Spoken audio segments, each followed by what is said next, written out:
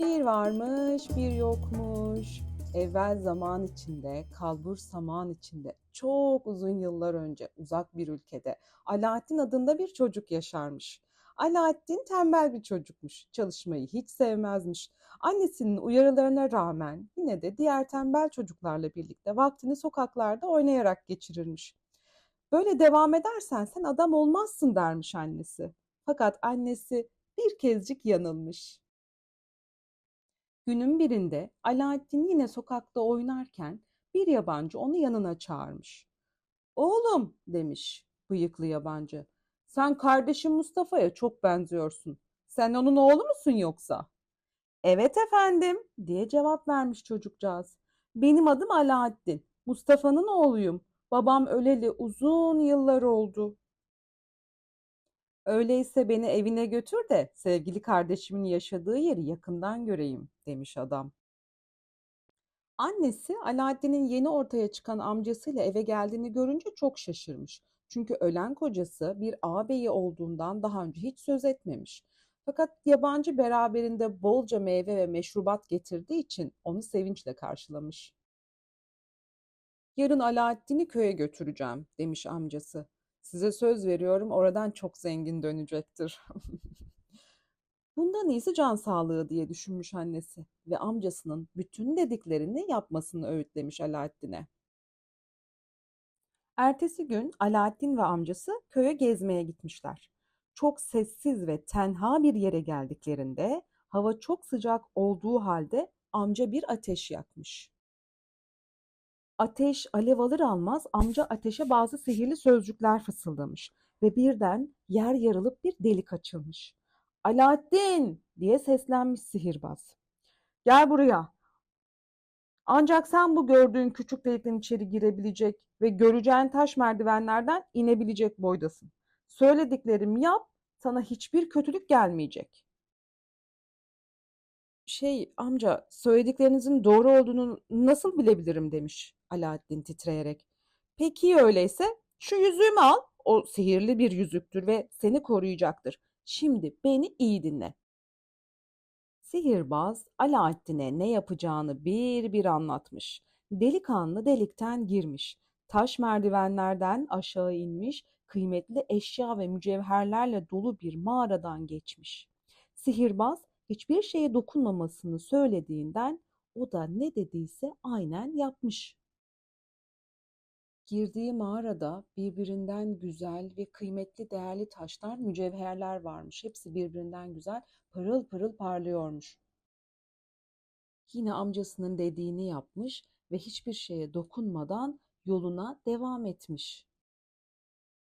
Birden bir bahçeye varmış ve bahçedeki bir ağacın altında çok kirli ve eski bir lamba görmüş. Alaaddin amcası olduğunu sandığı sihirbazın uyarısına dikkat ederek bu lambayı almış. O arada arkasını döndüğünde orada göz kamaştırıcı meyveler görmüş. Ağacın dallarında asılan bu meyveler yakut, zümrüt ve elmastan yapılmış meyveler.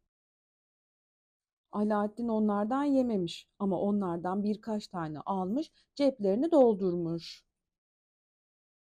Sonra tekrar hızlı adımlarla geri dönmüş, mağarayı geçmiş, merdivenleri tırmanmaya başlamış. "Çabuk, çabuk ol," demiş sihirbaz. "Lambayı ve yüzüğü bana ver ki senin delikten çıkmana yardım edeyim." "Hayır," demiş Alaaddin. "Önce benim çıkmama yardım et." Sihirbaz buyruğunu yapmadığı için Alaaddin'e çok kızmış. Sihirli kelimeler söylemiş ve delik kapanmış. Böylece Alaaddin başka çıkışı olmayan bu mağarada yapayalnız kalınca ağlamaya başlamış. Birden aklına sihirbazın verdiği yüzük gelmiş ve elini yüzüğe sürtmeye başlamış. Birden bir duman bulutu meydana gelmiş ve hemen sonra kocaman bir cin Alaaddin'in önünde belirmiş. "Efendimsin, dile benden ne dilersin?" demiş cin. Alaaddin çok şaşırmış ve korkuyla "Lütfen evimde olmayı isterdim," demiş. Ve hop bir saniye içinde Alaaddin kendini sapasağlam evinde bulmuş. Alaaddin'in annesi oğlunu tekrar görebildiği için de geçirdiği serüven içinde çok şaşkın ve mutluymuş. Şimdi de acıktım demiş Alaaddin. Zavallı yavrum, ne yiyecek bir şeyimiz ne de paramız var demiş annesi. Fakat belki bulduğun bu lambayı satabiliriz. Ve kadıncağız kirli lambayı temizlemeye koyulmuş. Aniden yine bir duman bulutu meydana gelmiş ve koca bir cin, üstelik ilkinden çok daha büyük, onların önüne çıkmış. Efendimiz, dileyin benden ne dilerseniz, demiş cin. Alaaddin'in annesi şaşkınlıktan oracıkta bayılmış. Fakat Alaaddin cinlere artık alıştığından demiş ki, cin, lütfen bize yemeğimizi getir. Cin saygıyla eğilerek uzaklaşmış. Biraz sonra geri döndüğünde elindeki gümüş bir tepside yiyecek ve içecekler getirmiş. Alaaddin'in annesi kendine gelmiş ve onlar ömürleri boyunca görmedikleri bir yemek yemişler. Tepsi de ertesi gün için bir parça bile bırakmadan üstelik. Ne varsa hepsini silip süpürmüşler. Yeniden acıktıkları zaman Alaaddin gümüş tabaklardan birini çarşıda satmaya götürmüş. O sırada sultanın kızı prenses Alaaddin'in yanından geçiyormuş. Alaaddin onu görür görmez aşık olmuş. Alaaddin'in bugüne dek gördüğü bütün kızlardan çok daha güzelmiş. Hemen eve dönmüş ve annesine şöyle demiş. Anneciğim, hemen sultana gidip kızıyla evlenmek istediğimi söyleyeceksin. Ona sihirbazın bahçesindeki ağaçlardan kopardığım kıymetli meyveleri hediye edeceksin. Alaaddin'in annesi sarayın yolunu tutmuş. Günlerce bekletildikten sonra sultan huzuruna kabul etmiş. Oğlum Prenses Hazretleri ile evlenmek istiyor. Size bu meyveleri gönderdi, demiş.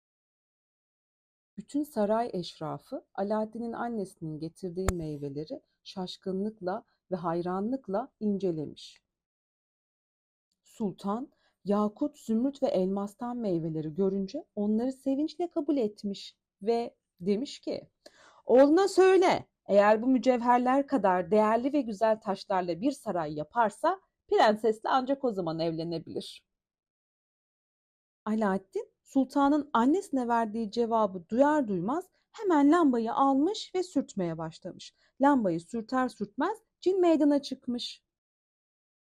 Alaaddin, cin, bir saray istiyorum.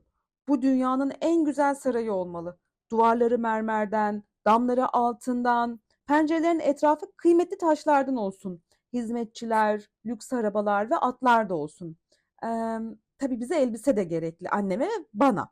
Ayrıca altın paralarla dolu torbalar da gerekli. Cin saygı ile eğilerek kaybolmuş. Bir saniye sonra yine gözükmüş ve bakınız efendim, demiş ve orada bir tepenin üstünde dünyanın en görkemli sarayı var olmuş. Saray Alaaddin'in tüm isteklerine uygunmuş. Duvarları mermerden, damları altından ve pencerelerin kenarları da kıymetli taşlardan. Sultan bu sarayı o kadar beğenmiş ki kızı prensesle Alaaddin'in evlenebileceklerini söylemiş. Alaaddin ve annesi göz kamaştıran yeni elbiselerle ve görkemli bir arabayla saraya girmişler. Alaaddin yol boyunca kendilerine coşkun sevgi gösterilerinde bulunan halka altın liralar atmış. Prenses de Alaaddin'i görür görmez ona aşık olmuş. Sultan onları hemen evlendirmiş. Bu törende bütün halk davetliymiş.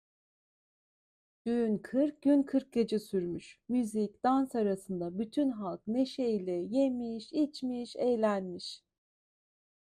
Alaaddin'in ünü çok uzaklara dek yayılmış. Bu arada kötü sihirbaz da bir delikanlının birden ünlü ve zengin olduğunu ve prensesle evlendiğini öğrenmiş.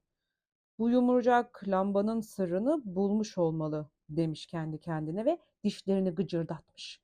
O anda yüzünde kötü bir sırıtış olmuş ve bir plan tasarlamış. Hemencecik bir dilenci kılığına girmiş ve sarayın yolunu tutmuş. Günlerce sabah akşam sarayı gözetlemiş, sessizce bir fırsat kollamaya koyulmuş.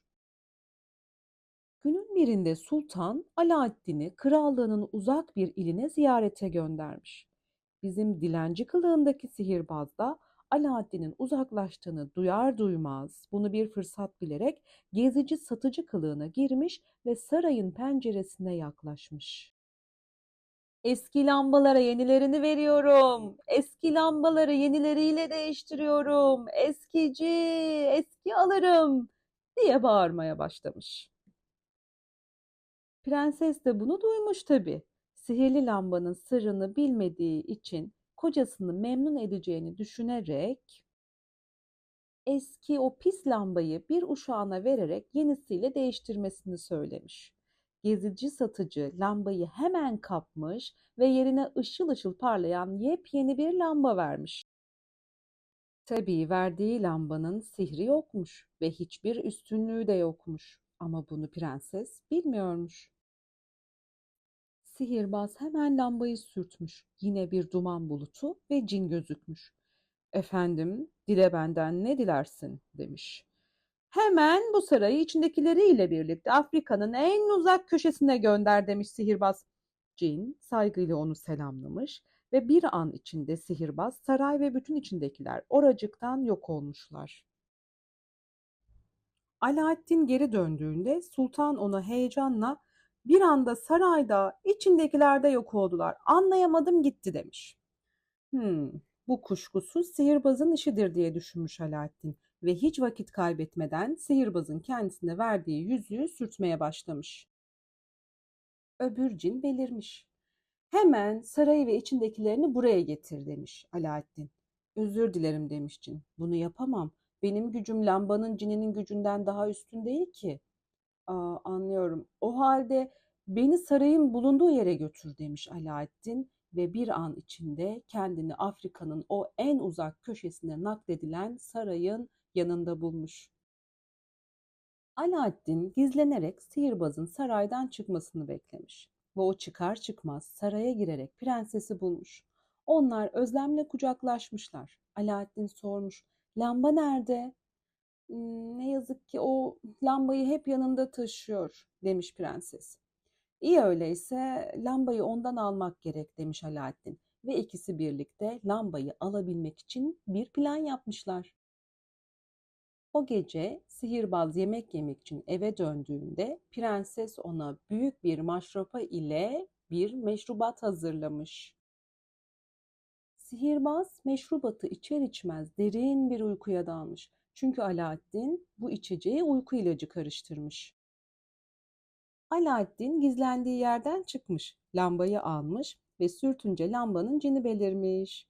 Beni, sarayı ve bütün içindekileri eski yerine, o tepeye götür diye emretmiş cine. Ve göz açıp kapayıncaya kadar geçen bir zaman içerisinde onlar kendilerini yurtlarında bulmuşlar. Sultan ve ülkesinin tüm halkı Alaaddin ve prensesin dönüşüne çok sevinmişler. Sultan o günü bayram ilan etmiş ve bütün halkıyla çok güzel şenlikler düzenleyip günlerce eğlenmişler, mutlu olmuşlar. Alaaddin, annesi, prenses, sultan ve tüm halk hepsi çok mutlu mesut yaşamışlar. Sihirbaza mı ne oldu? Kim bilir nerelerde. O günden sonra onu hiç kimse görmemiş. Ne onu bir gören olmuş, ne de ondan bahsedildiği işitilmiş.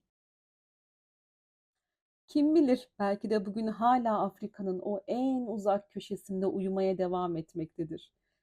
Onlar erdi muradına, biz çıkalım kerevetine. Gökten 3 elma düştü. Birisi bu masalı anlatana, diğeri dinleyen güzelliklere, üçüncüsü de uyku vakti gelen tatlı meleklere.